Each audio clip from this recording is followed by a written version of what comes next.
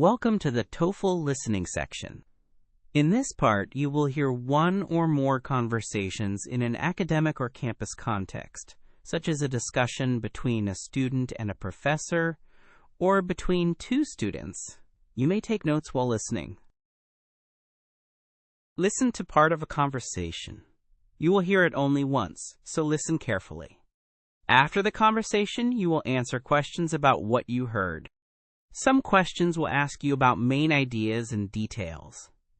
Others will ask about implied meaning, speaker attitude, or how ideas relate to one another. Use both what is stated and what is implied to answer. Good afternoon, Dr. Morales. Thanks for meeting with me during office hours. I wanted to clarify some points for my presentation on personalized medicine approaches and genetic testing for drug compatibility. Good afternoon, Michael. No problem. Tell me what you have so far and what you want to emphasize in your talk. I want to show how pharmacogenetic testing can reduce adverse drug reactions and improve efficacy. I have examples like warfarin dosing and clopidogrel response, but I am not sure how technical I should get about genes and alleles. You should include some technical vocabulary, but explain it clearly.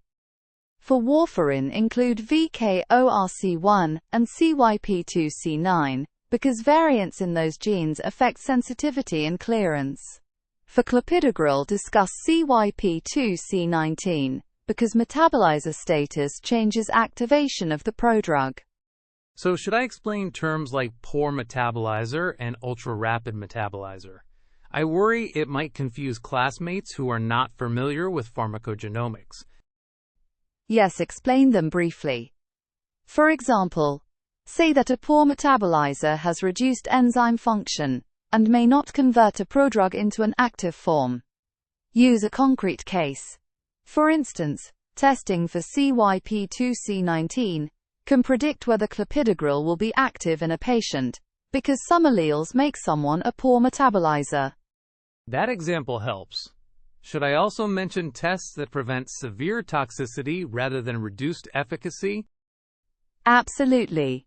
Mention TPMT testing for thiopurine drugs and HLA-B*5701 for abacavir hypersensitivity. These tests are classic examples where a genetic result directly prevents a life-threatening reaction. I have read about companion diagnostics in oncology. Is that the same idea or different? The idea is the same conceptually. Companion diagnostics identify biomarkers that predict response to a targeted therapy. In oncology, a tumor can be genotyped to select a drug that targets a mutation. In pharmacogenomics, the patient is genotyped to predict metabolism or adverse reactions. What about implementation hurdles? I know the science is advancing, but how do hospitals adopt testing on a large scale? There are several practical barriers. Cost and reimbursement matter, but workflow integration is critical. Results must be in the electronic health record and flagged at the point of prescribing. Clinician education is another major obstacle. Physicians need user-friendly decision support that links genotype to prescribing guidance. Do pharmacogenetic reports show recommended dose adjustments or alternative drugs? Good question. High-quality reports provide both. They include genotype interpretation for the gene or genes tested, a predicted phenotype such as poor or rapid metabolizer, and recommended actions. For warfarin, the evidence supports dosing algorithms that incorporate VKORC1 and CYP2C9 genotypes along with clinical factors. Are polygenic scores used for drug response or mainly for disease risk prediction? Polygenic risk scores are more established for disease risk, but research is exploring their use in drug response. Most clinical pharmacogenetic use relies on single gene variants with strong, replicable effects on drug metabolism or adverse events. What about turnaround time for genomic tests? If a patient needs immediate treatment, waiting days for results may not be practical. That is a real constraint. For urgent decisions, rapid point-of-care tests or preemptive genotyping programs work best. Some centers perform genotyping when patients are healthy and store results in the record. Then when a drug is prescribed, the information is already available. Preemptive testing sounds expensive, but may save money by preventing adverse events. Exactly. Cost effectiveness depends on allele frequency, the severity of potential adverse events, and how often the drug is prescribed. For drugs with common actionable variants and serious outcomes, testing is often cost-effective over time. Should I discuss ethical considerations in the presentation as well? Yes, include privacy and consent. Patients must understand how genetic data will be stored and used. Also discuss equity. Many genotype databases lack diversity, so variant interpretation may be less accurate for underrepresented populations. That is a major research need. Do you have suggestions for a slide that summarizes clinical applications? Make a table-like slide with columns for drug, gene, actionable change and clinical impact. Use warfarin and VKORC1 cypriot pound2C9 with dosing, clopidogrel and CYP2C19, with switching to alternative antiplatelet for poor metabolizers, TPMT with thiopurines, and dose reduction to avoid myelosuppression, and HLA-B*5701 with abacavir, an absolute contraindication in positive patients. That is perfect.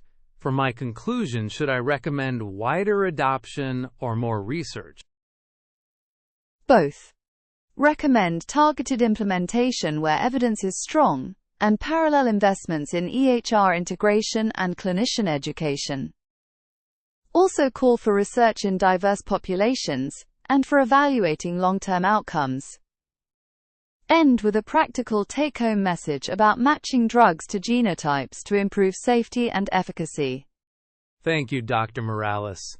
I will revise my slides to include the examples and an implementation section with barriers and solutions.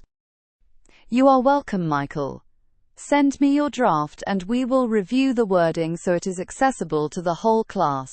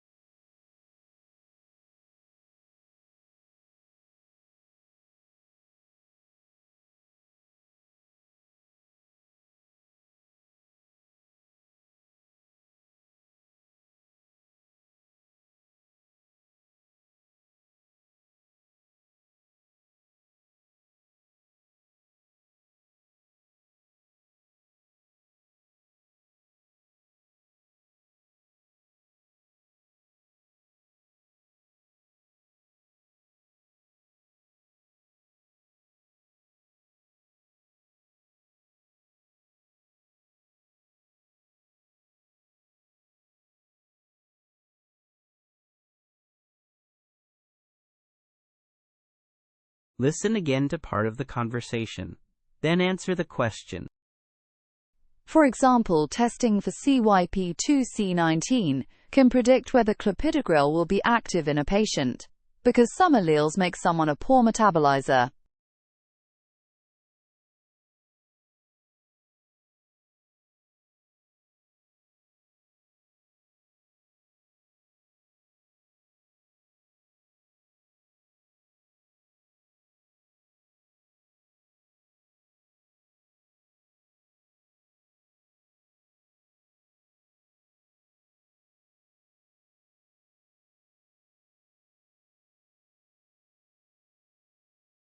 This concludes the conversation portion. For more TOEFL practice tests and study materials, visit Spinta.org.